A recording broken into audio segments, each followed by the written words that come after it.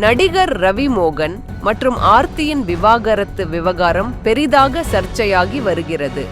இருவரும் மாறி மாறி சமூக வலைதளங்களில் குற்றச்சாட்டுகளை சுமத்தி வந்தனர்.